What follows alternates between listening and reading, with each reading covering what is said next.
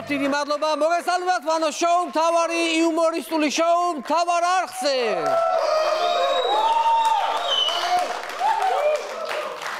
Რაღაც თქმა უნდა ვიწყებ კვირის მთავარი თემით 77 დღიანი პატიმრობის შემდეგ ნიკა მელიამ დატოვა საკანი და კვლავ დაუბრუნდა პოლიტიკურ პროცესს. ულოცავ პირველ რიგში გათავისუფლებას და მინდა აღვნიშნო, რომ ნიკას გათავისუფლება პირველ რიგში ევროკავშირის დამსახურება, რომელმაც 40,000 გირაოს თანხა გადაურიცხა პროკურატურას.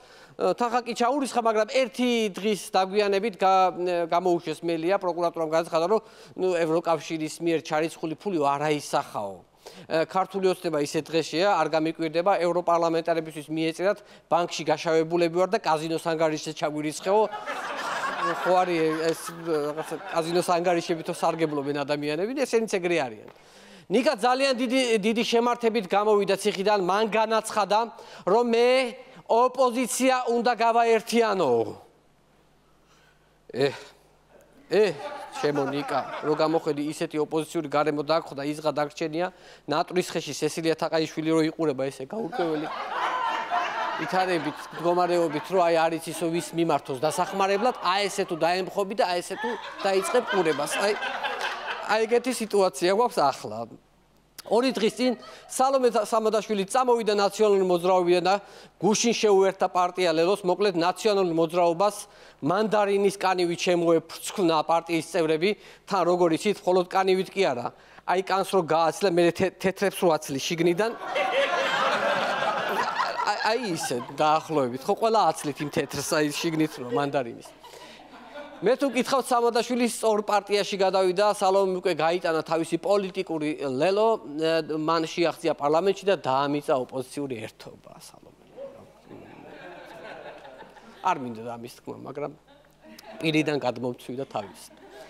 სამადაშვილი არჩევნებამდე რომ გადასულიყო ლელოში, მაგ შემთხვევაში ვერ მოხდებოდა პარლამენტში სიით.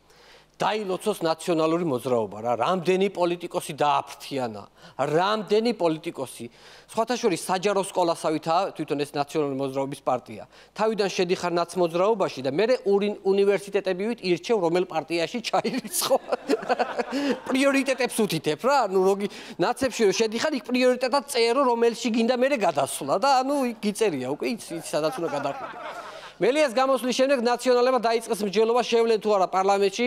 ახლა Facebook-ზე გამოკითხვას ატარებენ, თუ ფიქრობ, რომ უნდა შევიდნენ, დაწერეთ გული, თუ არა დაწერეთ ლაიქ და თუ გშურთ ნიკა მელიას ფიგურის, დაწერეთ კომენტარებში, აუ მეც მინდა.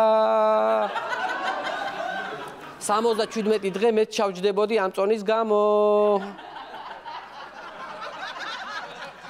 სხვათა შორის თამუნამ თქვა, თამუნას ეწერა ეგ სპეციალურად ჩავსვით მონოლოგში თამუნას ეწერა ზუსტად ესეთი კომენტარი, ზუსტად აი ამ ინტონაციით წარმოვიდგინე.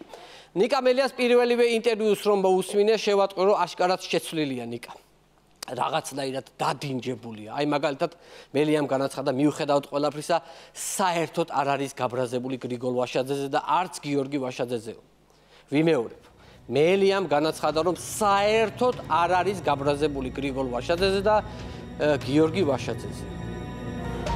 ეს პასუხი არის სიცრუე. მე არა შუაში არა, სიცრუის დეტექტორმა ამოაგდო და ტრისას რო სიცრუე ახლა ეს ამბავი, ტრისას ეს ამბავი. დაწყენი არ არის, მაგრამ ტრისას. გიორგი ვაშაძემ ძალიან სკანდალური განცხადება გააკეთა ნაციონალური მოძრაობის მისამართით, მე ნაციონალებმა გადამაგდესო, ნაციონალური მოძრაობა ზოგადად ჩამოყალიბდა გადამგდებძალოთ. აბა რა, აბა ეგეთები არიან ეს ნაცები. კაის გეტყვიან, კაის დაკპირდებიან, მე ერთად ვიყოთო, მე საქმეზე რომ მიდგება, თვითონ წამოჯდებიან ციხეში გენაცვალე, კაის ჭამენ, კაის სვამენ. შენ უნდა იჯდე პარლამენტში, ელისაშვილის გვერდით და რაღაცები შენთვის რაღაცები უნდა იფუსფუს, ეს ასამართალი. ეს ასამართალი, გადამგდებები არიან, აბა რა არიან. მოკლედ რურუა და მელია, როგორც კი თავისუფლებაზე გამოვიდნენ, პროკურატურამ ეგრევე განაახლა უგულავას საქმე. აი ის საქმე, ხო გახსოვთ უგულავ რომ ძიუდოისტი, ევროპის ვიცე-ჩემპიონი რო სცემა. ეგ საქმე განახლდა რა ახლა. პროკურატორმაც რა ქნას ის ორი ადგილი ხო შესავსებია ციხეში ახლა. ბურუა და ნიკას ადგილი ხო გათავისუფლდა. თან ისი აქვს აწყობილი სისტემა თუ ვინმე გათავისუფლდა მის ნაცვლად პირდაპირ უგულავას სვავენ. ფაქტობრივად მორიგე პატიმარი არის უგულავა რა სანამ ვიღაცა კაი გამოჩდება ეს ზის რო დავაკვირდი საქართველოს პროკურატურა მაკლერივით იქცევა საკას აქირავებს ორ პოლიტიკურ პატიმარზე მაგრამ ქირას ევროპა იხდის თან მივხვდი რომ კაი გადამხდელები არიან ევროპელები და სულ ყავთ ვიღაცა საკანში ჩასმული ახლა ოპოზიციაში დიდი მსჯელობა და გაწევ-გამოწევაა თემაზე ვინ იქნება არჩევნებში თბილისის მერობის კანდიდატი გაიჟღერა ვერსიამ რომ მელია უნდა იყოსო აქედან კომენტარი იშიშვლა ალეკო ელისაშვილმა არანაირი შანსი არ აქვს მელიასო შეიძლება მე ვიყო კანდიდატი მერობისო მე ძალიან კარგი კანდიდატი ვარ პრინციპში ელისაშვილი რატო ვერ მოიგებს რა კაცკწანისი აქვს მოგებული და ავჭალას და ვაისუბას რანაირად ვერ მოიგებს მოიგებს ჩემი აზრით და ჩემი აზრით ელისაშვილი აშკარად პირდაპირ ვამბობ რომ მოიგებს არჩევნებს რადგან ალეკოს მხარს უჭერს თბილისის მოსახლეობის 18% და მთელი სპარსეთის იმპერია ოღონდ ეკაცი კწანისის ბრძოლის ველიდან მოგვაშორეთო და ყველა ხმას ვაძლევთ აღამ ახმად ხანმა თქვა თვითონ რაც მე მოვისმინე საერთოდ იცით რას ვფიქრობ მე მერის არჩევნებში ყველა ოპოზიციური პარტიის ლიდერმა იყარეთ კენჭი აბსოლუტურად ყველა მერობაზე ძალიან კარგი იქნება შენც ალეკო ვაშაძემაც იყარო სალკე იაგო ხვიჩიამაც სალკე რომ მელია რომ დაამარცხოთ მელია უნდა დაამარცხოთ აუცილებლად რა იყო იმიტომ კი არ იყრით კენს რომ მელია დაამარცხოთ აბა ეხლა 20 წლების კანდიდატის დამარცხების მუყამი არც არასოდეს ქონიათ და მელია არის დასამარცხებელი რა ხდება ზოგადად მერის არჩევნების მე პირადად არ მეშინია რადგან იოსელიანმა განაცხადა აი ალეკო არა და მეორე რო ყავს ის პოლიტიკური მხეცი ვინ არის და დაიბადა ეხლა ბევრს ვეღარ მოყვები ახლა ხო იცით ჩემი ემოციის შესახებ ვიცი რაც არის ის მხეცი რო ყავს ის იმან განაცხადა რომ ისეთი ცვლილებები შეგვაქვს საარჩევნო კანონში რომ საქართველოში არჩევნების გაყალბებას ვერავინ ვერ შეძლებსო მოკლედ იოსელიანი და ელისაშვილი ისე გვპირდებიან გაწიკწიკებულ საარჩევნო კოდექსს მალე რეკლამაც გამოვა ამათი მონაწილეობით ერთ მხარეს გადმოფენენ ძველ საარჩევნო კოდექსს რომელსაც ლაქები ეტყობა და მეორე მხარეს ახალ გაწიკწიკებულ საარჩევნო კოდექსს რომელიც ქათქათა თეთრი იქნება ალეკო ხომ ქართული პოლიტიკის ტაიდია ხოლო იოსელიანი ვაუ რა სუფთა ექსპერიმენტი სანამ ოპოზიცია ერთმანეთის კრიტიკით არის დაკავებული დრო იხელთა მიძინებულმა რაინდმა და ახალი პოლიტიკური მოძრაობა ერი დააფუძნა ეს არის ლევან ვასაძეს სახელი ერი ასე იშიფრება ერთობა რაობა იმედი მე მგონი სხვა გაშიფრო აჯობებდა ერთობა რაობა იმედი კი არა ერთობა რაობა და ბაჯაღლო იმედი ხო ბაჯაღლოა ხო და ესეც კაი ბაჯაღლო პარტია იქნება რომ ვაკვირდები ჩემი გადმოსახედიდან ვასაძემ მოსახლეობასთან შეხვედრების დაიწყო ერთ-ერთი პირველი შეხვედრა ზუგდიდში შედგა მოდით ვნახოთ ამ შეხვედრის ამსახველი ძალიან საინტერესო კადრები შეკრული არ ხარ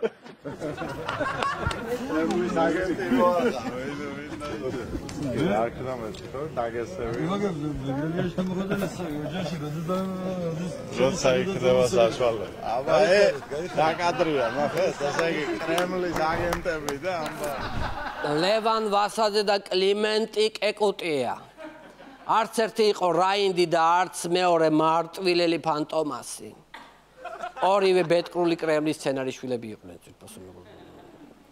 გასერიოზულ და ძალიან სასაცილოსაც ნუველოდებით ამ თემაზე არ არის ეგრე საქმე ისე როგორ გადაეხვდნენ ერთმანეთს დაინახეთ არც გამკვირვებია პრინციპში ესენი ხო კლასელები არიან ორივე ბატონი დუგინის სახელობის პროპაგანდის სკოლა დამთავრებულები არიან ახალი კაი გამოშვება არის სხვათაშორის კაი ნაკადია წელს კლიმენტი კეკუტია და ლევან ვასაძე ორივენი რუსეთში გამდიდრებული ბიზნესმენები აშკარად პრორუსული ძალაა მაგრამ ერთი რაც მამშვიდებს ის არის რომ რუსეთში თუ შევალთ საკმაოდ ვაჟკაცურად შევალთ თავის მეობით რაობით და ეროვნული სულისკვეთებით ანუ ჩვენ სიამაყეს არ დავკარგავთ მიხვდით ხო რას ვამბობ ხო და რუსულ ნეხვში კი ვიქნებით მაგრამ ვაჟკაცურად ვიქნებით აი ეს არის ყველაზე მთავარი აქ მთავარი რაც სულისკვეთება რაც აქვს ლევანს ახლა მინდა ბავშვობაში დაგაბრუნოთ ხომ გახსოვთ ადრე ბავშვობაში შაოლინის ბერებზე ფილმები რო გვიყვარდა კუნფუ ჩხუბები და ასე შემდეგ ხო და რაღა შორს მივდიოდით აგერ ქონია შაოლინის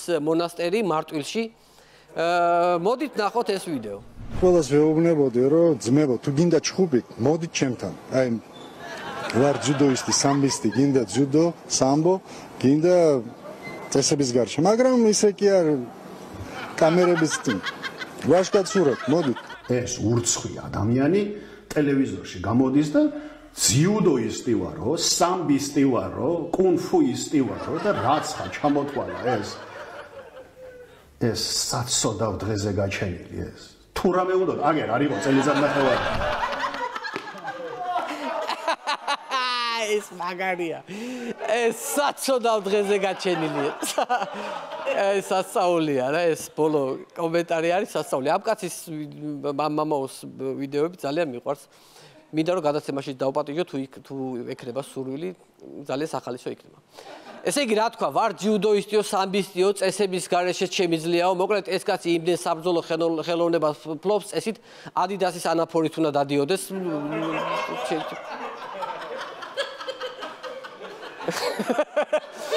რა გაცინებთ, რა იყოთ, რა არის ახლა აქ სასაცილო რა. ჩეულებრივი მარკა არის, ჩეულებრივი მარკით დადის რა. ყველაფერი უშვებს ადიდასი და რა გამოუშვეს ის რა. მე მგონი საქმე ისე მიდის, აი რა ვიცი 10 მცნებას მე-11-ს თუ დავამატებთ, კარგი იქნება.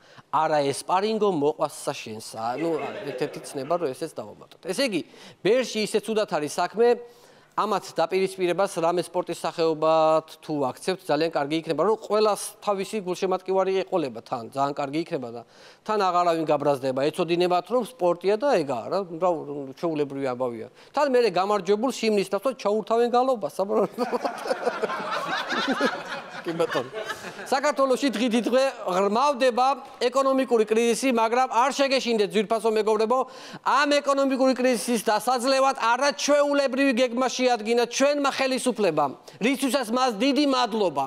დარწმუნებული ვარ, ჩვენი ეკონომიკური ზრდა ერთიორად გაიზრდება და ქვეყანაც ამოისუნთქებს. ნახოთ მთავრობის ახალი ინიციატივა. დაიბეგრებით თუ ტყეში მოც, მაყვალს, მარწყს კომერციული მიზნით შეაგროვებთ. მოკლედ თვითონ რომ ვერაფერი შექმნეს, ახლა ღმერთის ბოძებული ნაყოფის დაბეგვრა დაიწყეს. ესე იგი, ეს რა გენიალური რეფორმა მოიფიქრეს. წარმოგიდგენიათ, სად შეიყარეთ ესეთი ნიჭიერი გენიოსი ადამიანები გამაგებინეთ. ეს ვინც მოიფიქრა, აი არ ვიცი რა, რამეთი უნდა დავაჯილდოვოთ. მე ასე მგონია, რაღაცით უნდა დავაჯილდოვოთ. რა ვიცი, ან მაგალითად ქუჩას დავარქვათ მისი სახელი, რომელიმე ქუჩას. იმიტომ რომ დავაკვირდი თბილისში არც ერთ ქუჩას არ ქვია გამოჩენილი დეგენერატის სახელი. დავარქვათ რომელიმე ქუჩას, ხო შეიძლება?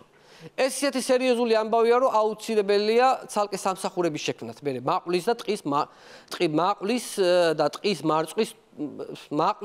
ტყის მარწყვის თვლის დეპარტამენტში, მაგალითად დაჯდებიან და ითვალონ რამდენი რაოდენობის მაყვალი ამოდის ერთი ტყიდან, ხო, დეპარტამენტის საქმე გაუჩნდება ხალხს რა. რეგულაციების ფარგლებში ბებოებს დაევალება დილით მაყვალის ნაცვლად კორპუსთან დაიძახოთ, აბა კომერციული მიზნით შეგროვებული მაყვალი. ესეთი შეიძლება.